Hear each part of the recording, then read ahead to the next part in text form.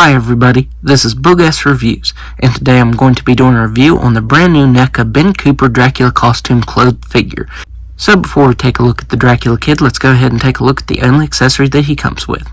So for his only accessory, he comes with his pumpkin bucket, and the bucket looks really nice. It actually looks and feels like a real scaled down Halloween bucket, and I think that's very nice. It was a little bit tricky to get the handle through his hands right here, and this constantly wants to pop off. For some reason, this is removable, and yeah, this is constantly falling off, so that is irritating, especially when you're trying to get it in his hands. So yeah, it does look really good, but I'm not sure why they made that removable. It should have been cast just in all one piece, that way it didn't move. So now let's go ahead and take a look at the head sculpt. So taking a look at this head sculpt, Neca did an amazing job at sculpting and painting this mask. It looks just like the original. All the red and yellow details on the wrinkles there of the face, the little white highlights in Dracula's hair, that looks really good. The eyes that are painted underneath the mask look really good. You get some nice sculpt detail to the hair. I like how they sculpted the string to the mask there. That looks realistic the way it's laying in the hair. And the suit itself, Neca did such an awesome job at replicating the look of the original. I think the originals were made of vinyl, and Neca used this really glossy pleather type material for it, and the Dracula design there came out really nice. It looks phenomenal. My only complaint though is that since they did use pleather, this will tear up in time, especially if you're posing the figure around. That's what really worries me, which I probably won't be posing around too much, but yeah, I am worried about with age this costume just deteriorating. There's the back of it. You can see it's all plain red. And then you have a little bit of paint and sculpt detail to the shoes down here. They're done in tan, red, and white, and they have a nice dark brown wash over top of them. That looks really good. The laces could have been painted a lot better. These top laces are painted terribly up here. You can see a lot of red showing through this one. These laces aren't painted on that well. So yeah, I do wish that would have been painted just a little bit better. No sort of sculpt detail on the soles or anything. So now let's go over his articulation. So he has a bowl-jointed head that can look up very slightly, can look down very slightly, can move his head side to side. He has shoulders that can move all the way out. Actually, they can move out more than that.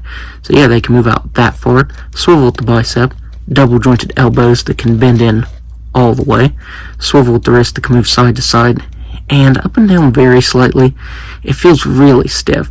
These wrist joints feel really fragile, so I'd be careful about moving them too much.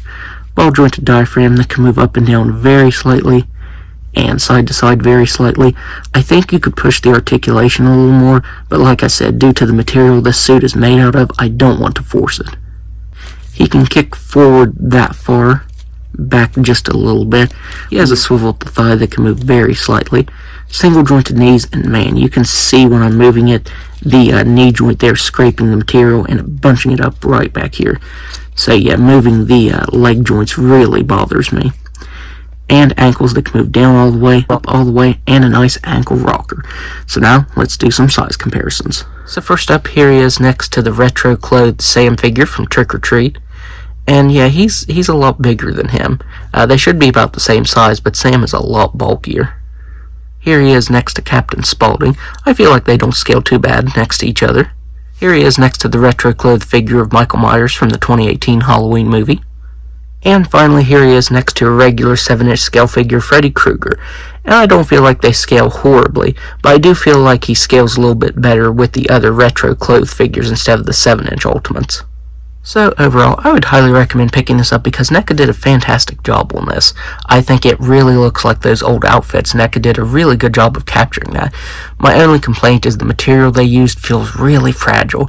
I don't want to move the figure around too much because of that. But other than that, I would highly recommend picking up this figure because it looks really cool.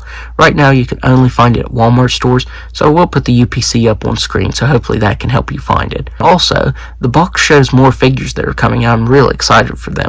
I don't know if it was on the backs of the regular waves because I didn't get any of those, but yeah, it does show some upcoming releases and they look pretty cool as well. So that's my review. If you like this review, be sure to hit the like button and subscribe to my channel. Thanks for watching.